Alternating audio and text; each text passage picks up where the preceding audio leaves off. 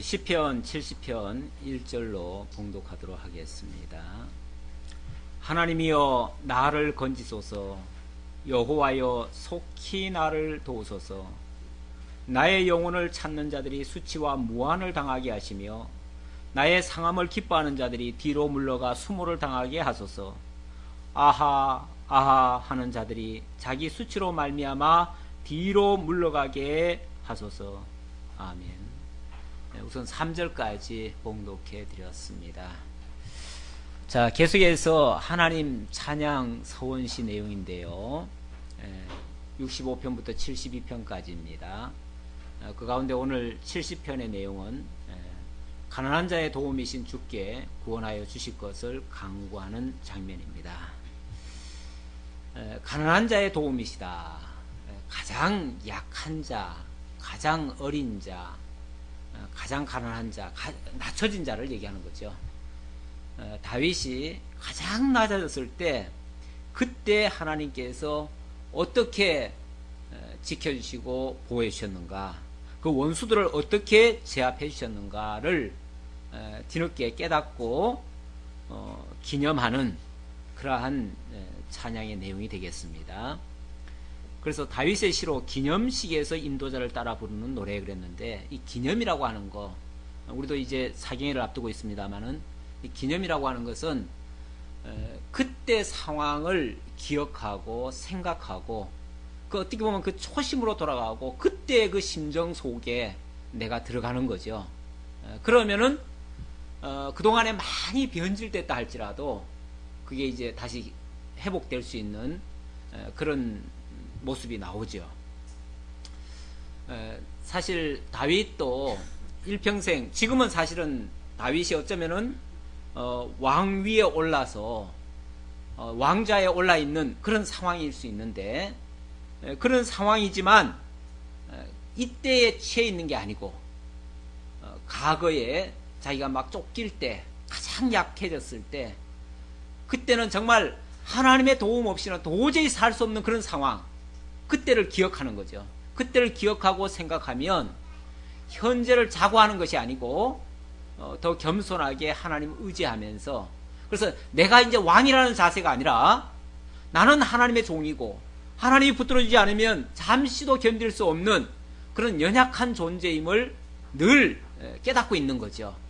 그런 자세에서 기억하고 이 노래를 부르는 겁니다. 그러니까 우리 과거의 역사라는 거를요, 그거를 뭐 그때로 돌아가자는 얘기는 아닙니다. 우리가 역사를 배우는 거는 그때로 돌아갈 수는 없어요. 우리가 돌아갈 수는 없지만 그때를 항상 잊지는 말아야 돼요. 그래서 기억은 해야 돼요. 기억하기 위해서 때로는 기념식도 하죠. 뭐 어제도 보니까 무슨 기념식 하는데 뭐 그렇게 말이 많아요. 아니 그냥 기념식이니까 그때 상황으로 돌아가서 그때를 추억하고 그때의 그런 어떻게 보면 뼈 아프고 아픈 일이 다시는 일어나지 않기를 바라는 마음으로 그 기념을 하는 거죠. 근데 뭐 세월이 얼마나 지났는데 그걸 왜 또 이제 와서 얘기하냐 어쩌냐. 아니 그때를 기억을 해야지요. 그래야 현재를 교만하지 않지요. 그렇죠? 마찬가지입니다. 우리가 일제시대 때 그 아주 수모당한 거지만 사실은 그때 거를 기억을 해야 돼요. 우리가 역사 공부를 해야 됩니다. 역사 공부 안 하니까 지금 이상한 쪽으로 돌아가요. 역사 공부를 안 하니까 과거가 어땠는지를 몰라요. 뭐 위안부라 그러니까 위안이란 말이 원래 좋잖아요. 그러니까 되게 좋은 줄 알아. 위안부라 그러니까. 아니면 이런 식으로도 얘기하고 뭐 또 뭐라 그랬던가요? 뭐 좌우간 되게 역사 이렇게 조사를 해보니까 학생들이 너무 모르더래요. 역사에 대해서 너무 모르더래요.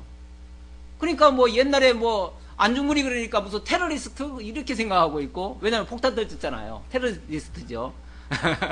이런 식으로 생각하는 거죠.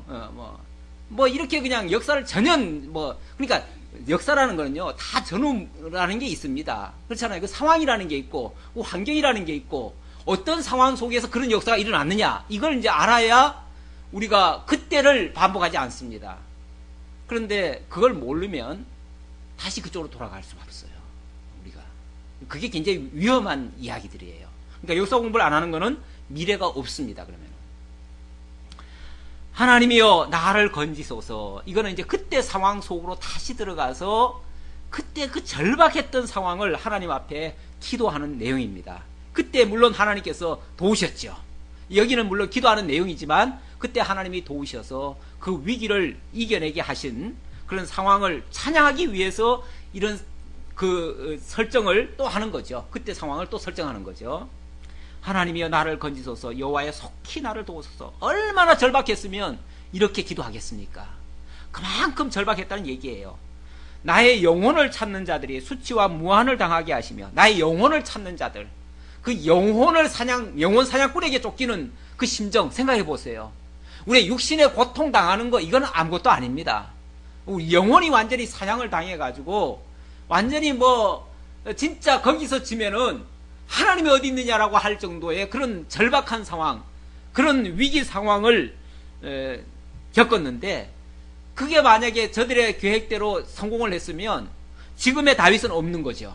지금의 이 영광은 없는 거죠.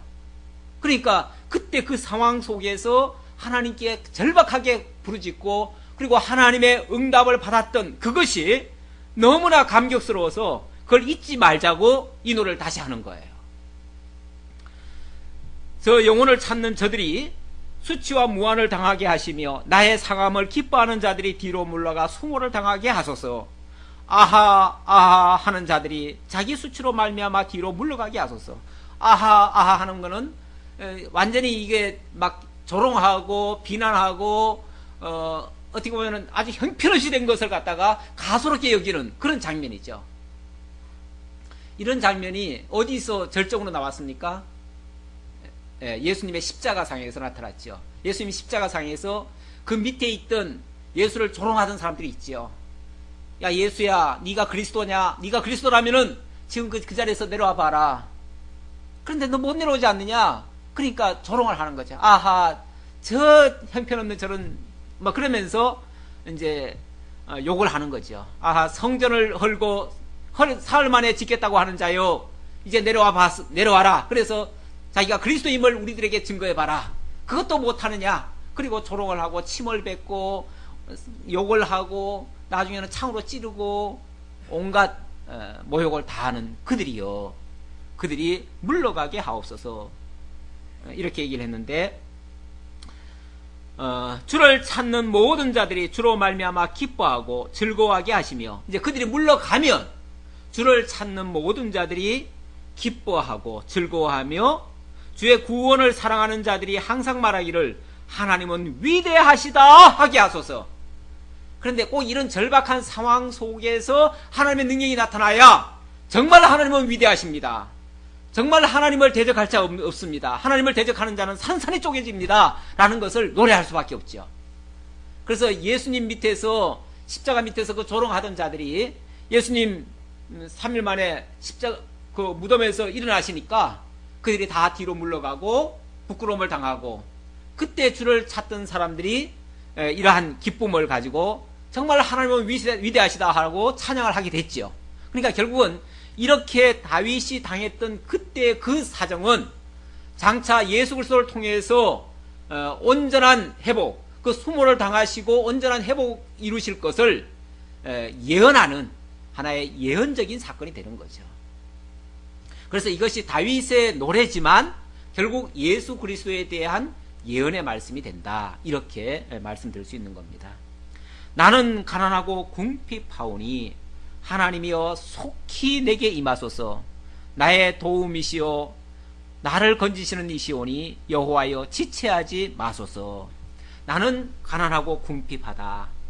아무것도 없고 아무도 날 도와줄 자가 없고 완전히 버려진 자고, 세상은 그렇거든요. 세상은 가난하고 궁핍한 자를 완전히 내팽개치죠. 못 본 척 하지요. 그런데 우리 하나님은 그러지 마시라고. 그러니까 그렇게 절박한 상황에 놓였던 자기를 떠올리면서 우리 그때에 오직 하나님만은 나의 도움이 되시고, 세상은 다 버렸는데 하나님만은 나의 도움이 되셔서 나를 건지셨다. 그 하나님, 그렇게 하시는 그 하나님이 지체하지 마시고 역사해 주옵소서 하고서 기도하는 그런 내용이었습니다. 자, 그 다음 71편의 내용은요, 소망의 주께서 주의 의로 건지시면 찬송하겠다고 서원하는 그런 내용입니다. 그러니까 찬송하면서 서원하는 그 내용 속에 보면은 소망의 주라는 것을 좀 강조를 하고요. 주의 의로 건지실 것을 또 얘기를 합니다. 그러니까 결국은 하나님의 그런 구원의 역사가 당신의 의를 드러내시는 그러한 섭리가 된다는 것을 노래하고 있는 내용이에요.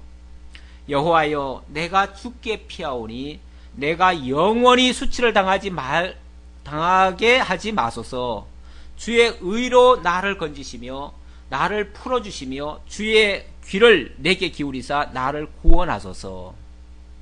주의 의로 나를 구해달라고 했는데 내 의를 봐서 구해달라고 하면 내 의가 뭐가 있겠습니까? 내가 내세우고 하나님 앞에 도와달라고 할 만한 내 과업이 없지요. 없는데 하나님의 의, 하나님의 영광, 하나님의 자비하심, 하나님의 사랑을 나타내서 나를 건져내 달라, 그런 뜻이죠.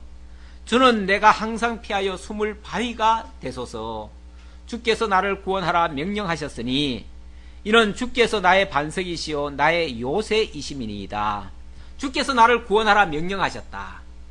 내가 하나님을 의지하고 하나님께 피하니까 우리 주님께서 나를 구원하라고 명하셨다.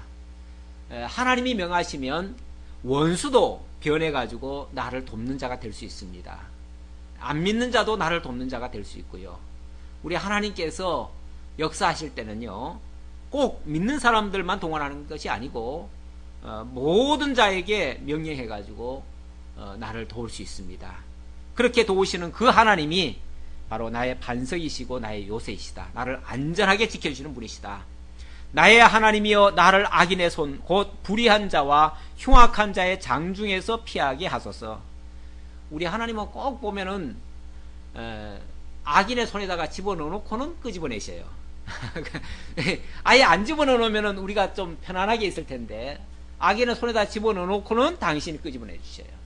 악인의 상 앞에서, 원수의 목전에서 상을 베푸시는 그 하나님, 그래야 당신의 능력을 보이시고 당신이 하셨다는 걸 깨닫기 때문에, 그래서 악인의 손에다가 붙들어 놓으시고 당신이 끄집어내시는 이런 역사를 하십니다. 그래서 주 여호와여, 주는 나의 소망이시요 내가 어릴 때부터 신뢰한 이시라. 그런 하나님인 줄 알기 때문에 내가 그 절망의 상황에서도 소망을 놓지 않습니다, 그 말이고, 그렇게 되어지는 역사는 우리 하나님께서 어릴 적부터 그렇게 역사를 해주셨다. 그래서 내가 어릴 적부터 하나님을 신뢰했다. 다윗이 어릴 적에 양을 키우면서 사실 집안에서는 그렇게 인정을 받았던 사람은 아니었습니다. 다른 형제들에 비해서 제일 막내고 제일 어쩌면 보면은 제일 어리고 약하고, 그래서 부모도 다른 형제들은 다 사회 나가서 뭐 씩씩하게 나라도 지키고 뭐 할 줄 알고, 이 막내 동생은 아무것도 못할 줄 알고 너는 들여나가서 양이나 키워라, 이렇게 했던 사람이에요. 근데 사실은 양 키우는 데가 이게 그렇게 호락호락한 데가 아닙니다. 왜냐하면 거기는 들짐승도 있고요, 또 밤에도 지켜야 됩니다. 우리처럼 뭐 이렇게 우리를 만들어 놓고 그 안에다가 집어넣었다가 꺼냈다가 이러는 게 아니고, 자, 들판에 내놓고는 거기서 같이 지내야 돼요. 그러다 보니까 때로는 정말 못된 짐승들도 들이닥치고요. 못된 짐승 들이닥치면은 이 다윗은요, 주랭랑을 치는 게 아니라 그 맡겨진 양무리에 대한 그 책임감 때문에 자기 목숨을 아끼지 아니하고 그 악한 짐승들과 더불어 싸웠어요. 그래서 때로는 그 짐승을 이기기도 하고, 그러니까 그 위험을 여러 번 거쳤죠. 그러는 가운데서 하나님이 자기와 함께 하시는 하나님인 것을 깨닫게 됩니다. 우리가 좋은 환경에서는요, 하나님의 역사를 잘 못 깨달아요. 늘 환경이 좋으니까, 그리고 내가 잘했으니까 이렇게 생각할 수 있어요. 그런데 그 극한 상황 속에서 그 어린 몸으로 도저히 감내할 수 없는 그런 상황에서 다만 하나님께서 주신 그 명령과 또는 그 책임감 때문에 그냥 나섰을 뿐인데 놀랍게도 무찔러요. 그런 데서 하나님의 역사를 느껴요. 저도 지나온 세월을 가만히 어떨 때 이렇게 해석을 해보면 사실은 위기가 여러 번 있었습니다. 여러 번 있었는데 그 위기 때마다 사실 내 힘으로 그걸 극복해냈다고 내가 자신을 못해요. 왜 그러냐면 내가 그렇게 할 만한 능력자가 못 돼요. 그런데 기가 막히게 그 순간이 그 모면이 됐어요. 그리고 오히려 그 기회가 오히려 더 좋은 기회로 바뀌었어요. 그런 걸 보면 우리 하나님께서 그 위험한 상황 속에서 나와 함께 동행하고 있다고 하는 그 증명이 되는 거예요. 제가 언젠가 아마 무슨 얘기, 제가 아마 간증 비슷하게 제가 아마 얘기한 적이 있을 거예요. 제가 아주 가장 안 좋을 때 제가 한번 교통사고 난 적이 있었다고요.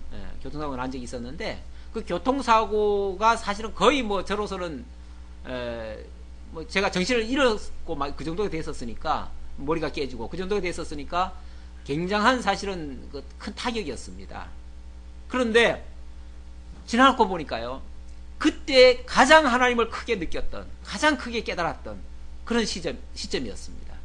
그리고 그 이후에도 그것이 오히려 전화위복이 되어서 나의 신앙을 더욱 견고하게 하고 뿐만 아니라 나의 삶 자체가 바뀌어버렸어요.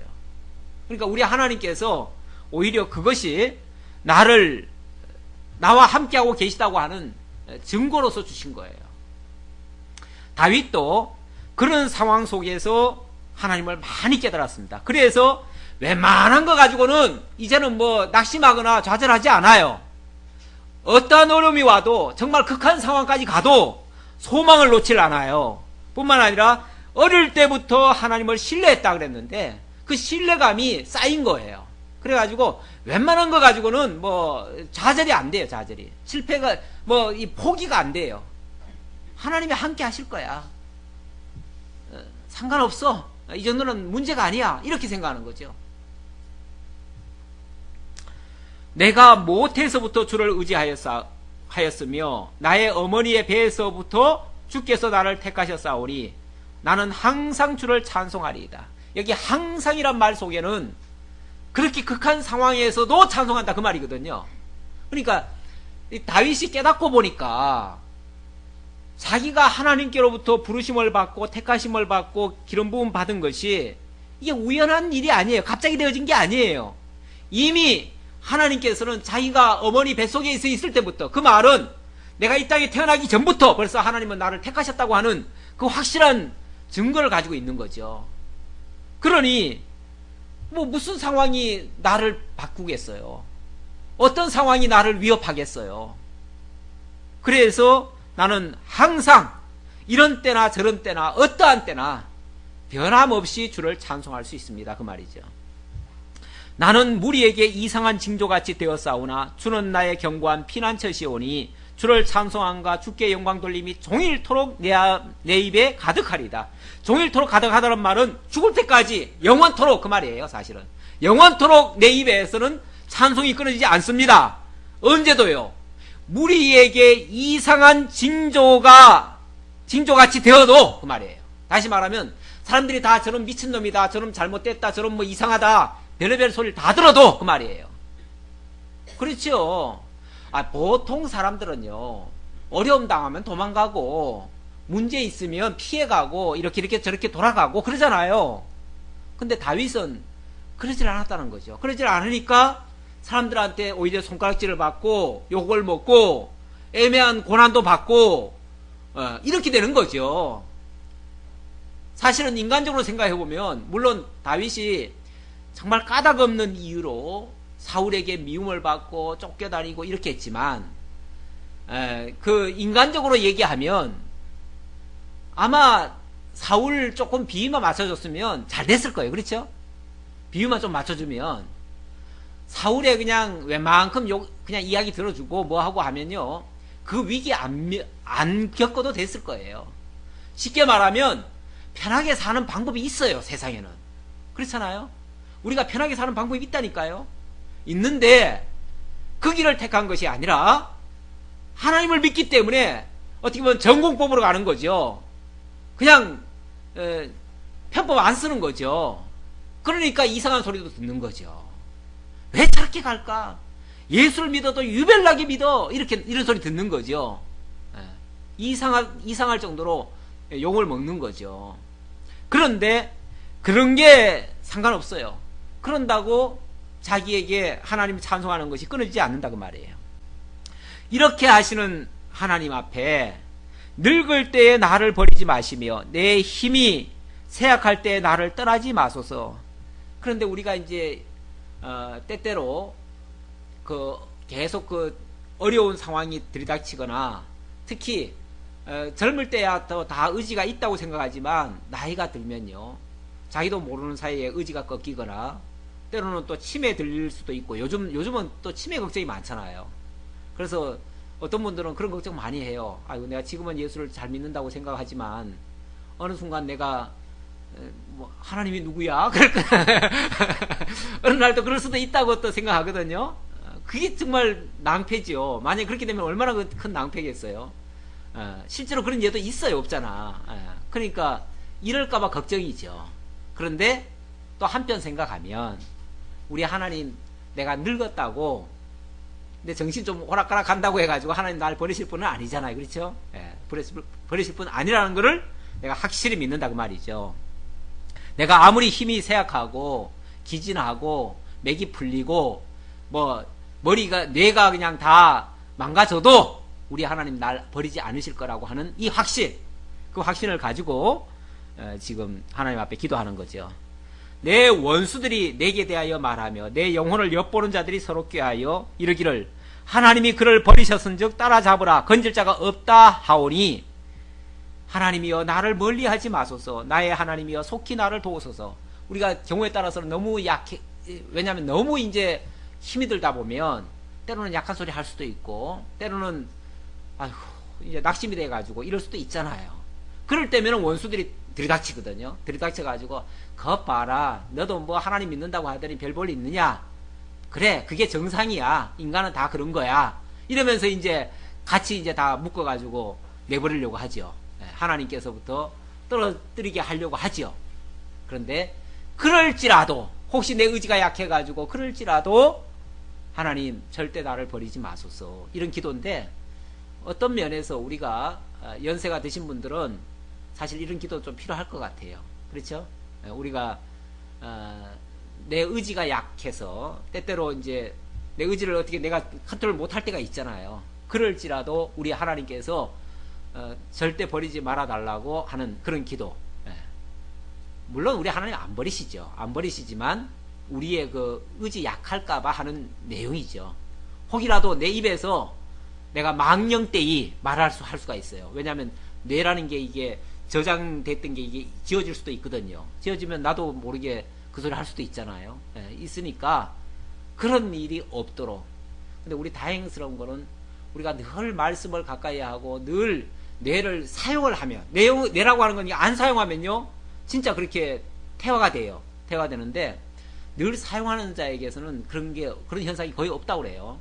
물론 큰 사고를 당해가지고 뇌가 다치면은 모를까, 그러기 전까지는 거의 그런 일은 없다고 그래요. 하지만 우리가 늘 그러기 위해서는 늘 깨어 있는 게 중요하죠. 그러니까 이런 기도라고 하는 거는 꼭 그렇게 빌어가지고 된다는 개념보다는 늘 우리가 깨어 있는 자세를 얘기하는 거예요. 늘 다윗도 하나님 앞에서는 언제나 자기는 어린 자고 연약한 자고 어린아이와 같은 자라 그러고 나이 많이 늙었어도 하나님 앞에서는 애기 같은 존재죠.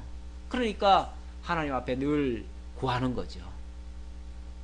하나님이 내 왕이 되어달라고 하고 하나님이 내 아버지가 되어달라고 하고 하나님이 나를 붙드시는 주인이 되어달라고 하고 이렇게 기도하는 것은 지극히 정상이죠. 하나님이여 했고요. 13절 내 영혼을 대적하는 자들이 수치와 멸망을 당하게 하시며 나를 모해하려 하는 자들에게는 욕과 수욕이 덮이게 하소서. 나는 항상 소망을 품고 주를 더욱더욱 찬송하리이다. 언제나 나에게서는 이 소망이 끊어지지 않고 늘 찬송만 나오겠나이다. 이거는 현재 자기의 의지인데 이 의지가 언제라도 꺾이지 않도록 하나님께서 붙들어 달라고 하는 그런 간구입니다. 내가 측량할 수 없는 주의 공의와 구원을 내 입으로 종일 전하리이다. 자기가 할 수 있는 것은, 자기가 깨달은 것은 항상 주의 공의와 구원이니까 그 구원 과정에서 나타나는 것이 하나님의 의입니다. 공의, 하나님의 공의입니다. 그 공의를 자기가 깨달았으니까 그것은 자기 입의 술에서 계속 종일 전하리이다. 영원히 전하리이다. 그 말이죠. 내가 주 여호와의 능하신 행적을 가지고 오겠사오며 주의 공의만 전하겠나이다. 하나님이여 나를 어려서부터 교훈하셨으므로 내가 지금까지 주의 기이한 일들을 전하였나이다. 어려서부터 교훈하였다. 어려서부터 하나님의 동행하심을 깨달았고 하나님의 인도하심 따라서 지금까지 살아왔다. 그러니 노년도 마찬가지로 하나님의 인도하심 따라서 살아가기를 바라고 그렇게 하나님 앞에 붙들어 달라고 정말 하나님 앞에 가는 그날까지 종일 내가 찬송할 수 있도록 하나님께서 계속 붙들어 달라고 기도하는 내용이죠. 하나님이여 내가 늙어 백발이 될 때에도 나를 버리지 마시며 내가 주의 힘을 후대에 전하고 주의 능력을 장래 모든 사람에게 전하기까지 나를 버리지 마소서. 이러한 기도를 했는데 정말 이러한 기도대로 늙어 죽을 때까지 하나님의 영광을 체험하고 그리고 그 입술로 찬양하고 그리고 그 자식에게 그 은혜의 영광을 계승을 해서 자식으로 하여금도 또 찬양하게 만드는, 그래서 대를 이어서 하나님을 경외할 수 있도록 이렇게 했습니다. 이것이 어쩌면은 부모로서의 마땅한 본분이기도 하죠. 하나님이여 주의 의가 또한 지극히 높으시니이다. 주의 의가 지극히 높으시다. 하나님이 구원을 베푸실 때 나타내신 하나님의 의, 하나님의 자비하심, 하나님의 보호하심, 이런 것들이 너무너무 크고 극진하다는 것을 깨달았습니다. 하나님이여 주께서 큰 일을 행하셨사오니 누가 주와 같으리이까? 우리에게 여러 가지 심한 고난을 보이신 주께서 우리를 다시 살리시며, 항상 이러잖아요. 우리 하나님의 섭리 방법은 가장 심한 고난을 보이시고 그곳에서 살리시고 거기서 하나님의 그 능력이 나타나고 주의 의도 나타나고 이렇게 하시는 거죠. 그러니까 의가 나타난다는 것은 결국 원수들을 하나님이 제압하시고 그리고 자기 백성들을 구원해내시고 그럴 때에 공의가 나타나잖아요. 저 악인에 대해서는 하나님의 공의, 의인에 대해서는 하나님의 자비하심, 이것이 동시에 나타나는 거죠. 이걸 깨닫고 그걸 찬양을 한다 그 말이에요. 땅 깊은 곳에서 다시 이끌어 올리시리다. 하나님께서 땅 깊은 곳까지 내리셨다가 다시 올리심으로써 그곳에서 하나님의 공의를 드러내신다 그 말이죠. 나를 더욱 창대하게 하시고 돌이키사 나를 위로하소서. 나의 하나님이여 내가 또 비파로 주를 찬양하며 주의 성실을 찬양하리이다. 이스라엘의 거룩하신 주여 내가 수금으로 주를 찬양하리이다. 비파로 찬양하고 수금으로 찬양한다는 말은 내 입술 가지고는 부족하다는 거죠. 입술로만 찬양하기가 너무 부족하니까 내 모든 하나님이 주신 모든 기구를 다 동원해가지고 하나님의 영광을 다 찬양하겠습니다. 그러니까 내 모든 손들아, 내 모든 지체들아, 내 모든 말들아, 만물들아, 다 하나님은 여호와를 찬양하라 그러잖아요. 그러니까 내 속에 있는 모든 것들아 다 여호와를 찬양하라, 이런 이제 노래도 했는데, 그러니까 하나님이 주신 모든 것으로 하나님 찬양한다 그 소리예요. 그게 결국은 이런저런 찬양하라는 거지 무슨 꼭 이런 악기를 쓰라는 얘기가 아니에요. 우리가 하나님 찬양하는데 무엇으로 찬양을 못하겠어요? 모든 것으로 다 찬양하죠. 하나님이 주신 모든 것을 가지고 하나님 영광 돌리는 일에 사용하라고 사실은 주신 거죠. 내가 주를 찬양할 때 나의 입술이 기뻐 외치며 주께서 속량하신 내 영혼이 즐거워하리이다. 나의 혀도 종일토록 주의 의를 작은 소리로 읊조리오리니 나를 모해하려 하던 자들이 수치와 무한을 당함이니이다. 그 악인들이 수치와 무한을 당하면 깨닫잖아요. 깨닫고 정말 하나님 대단하십니다. 정말 하나님 위대하십니다. 정말 하나님 의로우십니다. 정말 하나님 영광스럽습니다. 그러면서 내 입술 속에서 찬양이 나오잖아요. 그게 내 속에서 읊조린다는 거죠. 내 영혼이 진심으로 정말 하나님의 위대하심을 높이는 거죠. 자, 72편의 내용은요, 솔로몬의 시입니다. 이거는 솔로몬의 시지만 솔로몬이 자기를 노래하는 게 아니고요, 자기 내용을 얘기하는 게 아니고 솔로몬이 다윗의 기도한 것을 바라보면서 결국 다윗을 가지고 다윗에게 역사하신 하나님을 찬양하는 내용이에요. 그러니까 솔로몬의 기도지만, 솔로몬의 찬양이지만 역시 다윗의 내용이다, 그 말 그렇게 이해하시고요. 자, 내용을 봅시다. 하나님이여, 주의 판단력을 왕에게 주시고 주의 공의를 왕의 아들에게 주소서. 자, 다윗에게 하나님이 왕처럼, 그러니까 다윗을 왕으로 세우셨지만 실질적으로는 하나님이 왕이 되셔서 다윗을 통치하게 하셨습니다. 그렇게 하신 하나님께서 이제는 그의 아들 솔로몬에게도 그렇게 해 주십시오, 그 말이죠. 사실 솔로몬도 그렇게 기도를 했습니다. 하나님이 이 많은 백성들을 내게 맡기셨는데 저는 작은 아이라 어찌 통치할 줄 모릅니다. 그러니 하나님께서 이 백성들을 다스릴 수 있는 지혜를 주옵소서 그랬죠. 지혜를. 그 지혜를 달라고 그랬습니다.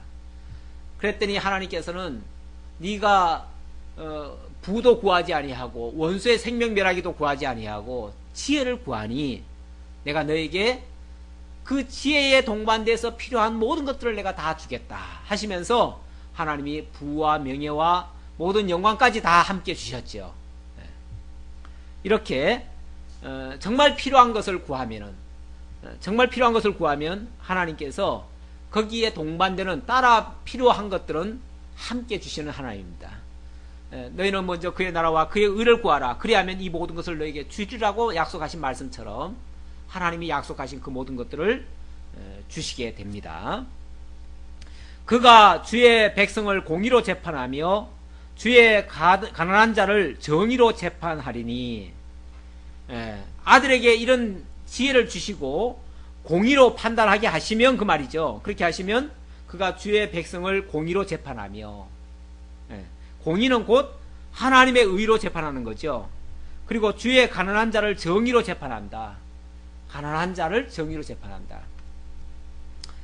원래 이 통치라고 하는 것은요, 가난하고 약하고 어찌 보면 억눌리고 이런 자들을 더 돌보고 감싸고 지켜주라고 사실은 권력을 준 겁니다. 준 건데 우리 세상 권력자들은 그렇지는 않죠. 세상 권력자들은 힘 있는 자가 쥐고 있다 보니까 힘 있는 자, 곧 자기들을 보호하는 그런 걸로 이 법을 악용을 해요. 그러니까 법이라고 하는 거는 약한 자를 어떻게 보면은 지켜주라고 하는, 사실은 강한 자는 지켜줄 필요가 없잖아요. 왜냐하면 강한 자는 스스로 강하니까 굳이 안 지켜줘도 되잖아요. 그렇죠? 그런데 약한 자는 누가 보호하지 않으면은 스스로 설 수가 없어요. 그렇기 때문에 약한 자를 위해서 사실은 지켜주는 것이 법의 정신에 맞습니다. 그런데 세상법은 사실 그렇지를 못해요. 그러니까 그게 공의가 아니에요. 정의가 아니에요. 오히려 그래서 공의를 강같이 정의를 하수같이 흘리라고 했는데 이게 세상이 그렇지를 못하죠. 그러니까 그런 세상을 가리켜서 불의한 세상이다 이렇게 얘기를 하죠. 공의로운 세상이 아니라 불의한 세상이라고 얘기를 하죠. 근데 이 솔로몬은 그런 기도를 하나님 앞에 했습니다. 그렇게 재판할 수 있도록 해달라고 기도를 했습니다. 의로 말미암아 산들이 백성에게 평강을 주며, 의로 말미암아, 하나님의 의를 얘기하는 거죠. 하나님의 의로 말미암아, 그러니까 하나님의 의가 제대로 선포되고 그 의의 정신을 가지고 만약에 백성들을 통치한다면 평강이 주어지겠죠. 그런데 그렇게 이제 되게 해달라고 이제 기도하는 내용이니까요. 일단은 그렇게 마땅히 되어지기를 바라면서 기도하는 겁니다. 그가 가난한 백성의 억울함을 풀어주며 궁핍한 자의 자손을 구원하며 압박하는 자를 꺾으리로다. 참된 통치자. 솔로몬의 그 통치기에는 참 지혜로운 통치가 많았습니다. 지혜로운 재판이 많았어요.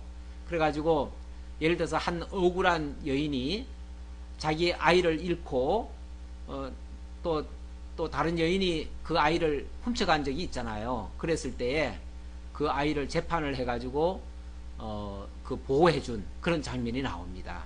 그건 한 예인데요. 그거 말고도 몇 가지 예가 더 있을 거예요.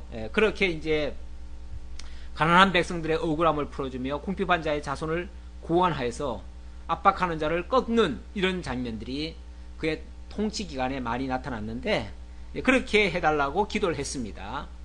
그들이 해가 있을 동안에도 주를 두려워하며 달이 있을 동안에도 대대로 그리하리이다. 해가 있을 동안, 달이 있을 동안, 뭐 좋은 일이나 어찌 보면 나쁜 일이나 아주 태평성대나 아니면 환란 시기나 어떠한 경우에도 그 의를 잃지 않고 늘 하나님의 인도하심을 따라서, 주를 두려워한다는 말은 하나님의 통치를 따라서 그렇게 한다는 얘기예요. 그는 뱀풀 위에 내리는 비같이 땅을 적시는 소낙비같이 내리리니 그의 날에 의인이 흥왕하여 평강의 풍성함이 달이 다할 때까지 이르리이다. 뱀풀 위에, 어제도 비가 왔지만은 비가 오면 제일 좋은 것이 이 식물이잖아요. 특히 이 중동 지역에는요, 비가 그렇게 자주 안 옵니다. 자주 안 오기 때문에 평소에는 다 식물이 죽어 있는 것 같아요. 다 그냥 시들어 있어요. 그런데 비만 한번 오면 그냥 쑥쑥 자라죠. 그런 것처럼 뱀풀 위에 내리는 비같이, 땅을 적시는 소낙비같이 내리면은 이제 흥화해지는 거죠. 그 풀이 왕성해지는 거죠. 그럴 때에, 그러니까 하나님의 통치가 세상을 덮을 때에, 그때에 의인들이 흥황하고 평강의 풍성함이 길이 이루어진다 그 말이죠. 그가 바다에서부터 바다까지와 강에서부터 땅끝까지 다스리리니 광야에 사는 자는 그 앞에 굽히며 그의 원수들은 티끌을 핥을 것이며, 이런 통치가 이루어지면 그때는 바다에서 바다까지, 이게 이제 가나안 땅, 이 홍해에서부터 저 위에 유브라데 강까지 거기를 다 통치하게 될 것이다. 다시 말하면 하나님의 공의가 지배하는 그러한 통치 기간에는 남북이 아니죠. 그때는 이스라엘이 부강하고 또 견고해지고 이렇게 될 것이다 라고 하는 그런 예언의 말씀이죠. 실제로 솔로몬이 집권 초기에 정말 하나님 앞에 겸손하게 공의와 하나님의 의를 가지고 통치를 했었습니다. 그때는 정말 나라가 태평성대를 이뤘고요. 그때는 그 주변의 모든 나라들이 다 조공을 바치면서 그 나라가 가장 번영하고 부강했었습니다. 그런데 이제 말년에 가가지고는 솔로몬이 좀 부패했죠. 그때 많은 이방 여인을 얻게 되고 그 이방 여인들이 우상을 섬기게 만들었고, 그로 말미암아 나라가 막 분열이 일어나기 시작합니다. 그러다가 결국은 급기야 말년에 가가지고는 나라가 쪼개지는 그런 어떤 우미 트다가 그 아들 때 가가지고는 나라가 완전히 쪼개져 버리죠. 그리고 나서는 이제 급속히 세라의 길로 넘어가게 되죠. 그러니까 하나님의 그 공의의 통치가 이루어질 때는 그 땅이 견고해진다라고 하는 그런 예언의 말씀이에요. 이거는 뭐 신명기에서도 사실은 하나님이 그렇게 약속을 했지요. 이 율법을 따라서 다스릴 때는 그 나라가 견고해질 것이다. 누구도 정말 넘보지 못할 그런 나라가 될 것이다.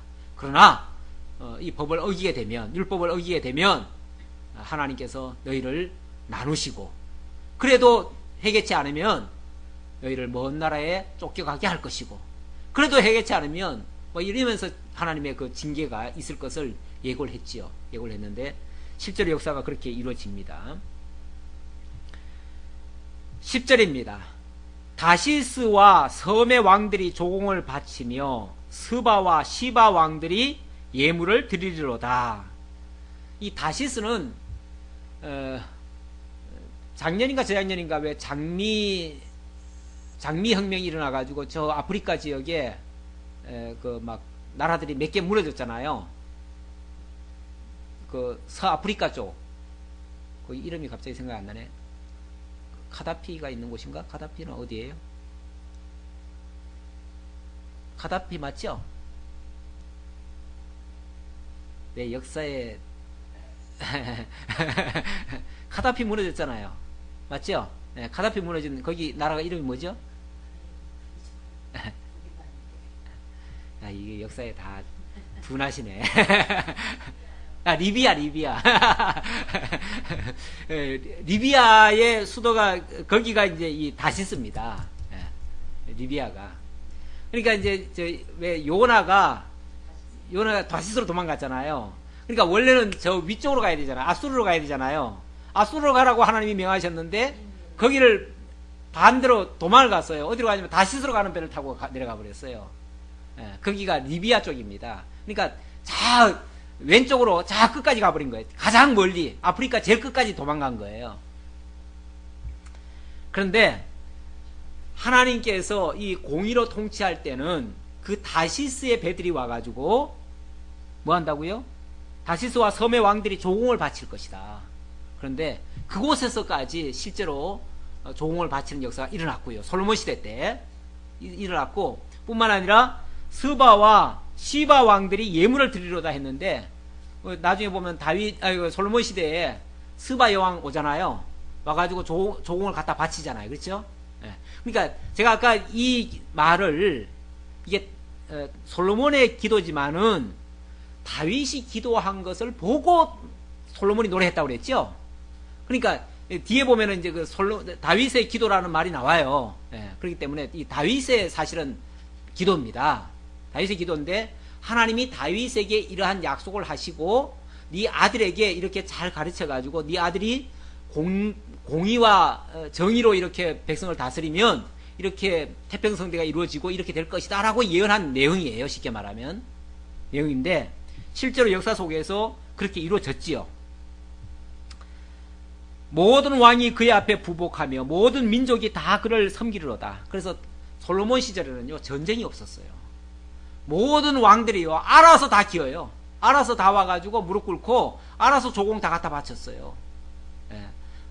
그 먼 나라에서부터 뭐 공작도 실어오고 막 그랬잖아요. 막 오빌의 금도 막 실어오고 그러잖아요. 그쪽에서 그냥 막 갖다 주는 거예요. 막 갖다 줘요. 갖다 주다 보니까 막 여자들도 갖다 줘가지고 여자들은 좀 필요 없었는데 여자들까지 갖다 줘가지고, 그래서 나중에 문제가 커졌지요. 했고요. 12절.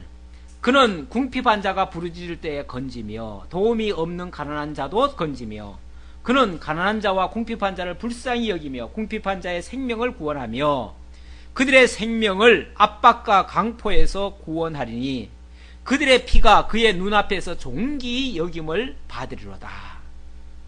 그렇게 정말 공의로 백성을 다스리고 또 평강으로 이렇게 통치할 것을 가리키는 내용인데요. 그래서 솔로몬 왕국을 평화의 왕국이라고 그러잖아요. 원래 솔로몬이란 말 자체도 평강이란 말이고, 그러니까 그 시대가 아주 평강의 시대였어요. 그런데 이게 항상 보면요, 섰다고 하는 자는 넘어질까 조심하라는 말씀처럼 뭐 잘 될 때가 사실은 위험할 때입니다.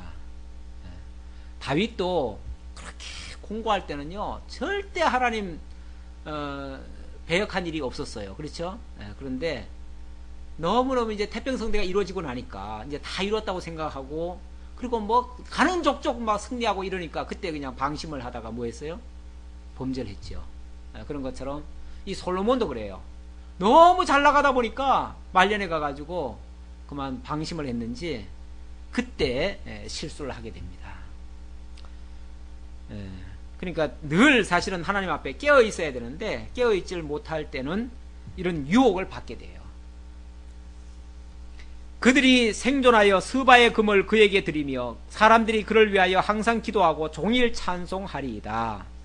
산 꼭대기의 땅에도 곡식이 풍성하고 그것의 열매가 레바논같이 흔들리며 성에 있는 자가 땅에 풀같이 왕성하리로다. 이게 잘 될 때는요, 잘 될 때는 산 꼭대기에 심어놓은 것도 다 잘 돼. 우리나라도 참 기가 막히죠. 우리나라하고 북한하고 이렇게 보면 똑같은 시기에 똑같이 논에다가 벼를 심고 뭐 하고 하는데 우리나라는 풍년인데 북한은 그냥 흉년이 날 때가 많아요. 그렇죠? 예. 우리는 아무데나 심어도 그냥 다 잘 돼. 그런데 저쪽에는 아무데나 심어도 안 돼. 우리 하나님께서 결국은 역사하시는 모습인데요. 예, 뭐 어쨌든 기존에 있는 게 중요한 게 아니고 그걸 활용을 못하면 말짱 도루묵이에요. 예. 그의 이름이 영구하며 그의 이름이 해와 같이 장구하리로다. 사람들이 그로 말미암아 복을 받으리니 모든 민족이 다 그를 복되다 하리로다. 정말 그렇게 잘 될 때는요, 모든 사람이 다 부럽지요. 그래서 이방 나라들도 와가지고 얼마나 솔로몬 제국을 부러워했습니까? 그 스바 여왕이 그 솔로몬 제국에 와가지고 그 칭송한 장면 있죠. 당신의 나라와 당신의 백성들에게는 복이 있다 그러면서 막 얼마나 칭송을 합니까? 정말 복이 있지요. 복 있는 백성들이죠. 그래서 그 이름이 영구하며 그 이름이 해와 같이 장구할 것이다. 그래서 솔로몬 이름도 정말 빛나게 그렇게 정말 지금도 불려집니다. 예수님도 비유들 때 솔로몬의 영화 이런 얘기를 합니다. 그러니까 가장 영화롭게 있었던 대표적인 사람이죠. 그러니까 그 영광을 그렇게 칭송을 했는데 말년은 조금 좋지 못했습니다. 홀로 기이한 일들을 행하시는 여호와 하나님 곧 이스라엘의 하나님을 찬송하며 그 영화로운 이름을 영원히 찬송할지어다. 온 땅에 그의 영광이 충만할지어다. 아멘 아멘. 이세 아들 다윗의 기도가 끝나니라. 보세요. 이게 이세 아들 다윗의 기도였다는 거죠. 그렇죠? 다윗이 그렇게 기도를 했는데 그것을 솔로몬이 그대로 기록을 한 겁니다. 그 기도를. 그런데 이 기도의 내용대로 솔로몬에게 그대로 이루어졌죠. 우리는 이제 그 내용을 아니까 이 내용이 그대로 그러니까 아버지 다윗에게 약속하신 하나님의 그 약속이 그 솔로몬에게 이루어졌다. 그런데 그렇게 공의와 정의로 백성을 다스릴 때 그렇게 이루어졌고 나중에 하나님을 잊어버렸을 때는 또 그 영광도 잃어버리게 되죠. 그러니까 결국 이 언약의 말씀대로 역사가 이루어졌음을 우리는 알게 됩니다. 오늘 우리에게는 영원한 그리스도, 영원한 평강의 왕, 만왕의 왕 되시는 예수 그리스도가 하나님의 이름으로 오셔서 하나님의 아들이라는 칭호로 이 땅에 오셔서 하나님의 공의로 하나님의 정의로 당신의 택한 백성들을 다스리고 있습니다. 그래서 그리스도 안에서는 그의 영광이 온 천하에 가득 차게 되고 그의 은혜를 깨달은 자들이 세세무궁토록 그의 의를 영원토록 찬양하게 될 것입니다. 오늘 우리는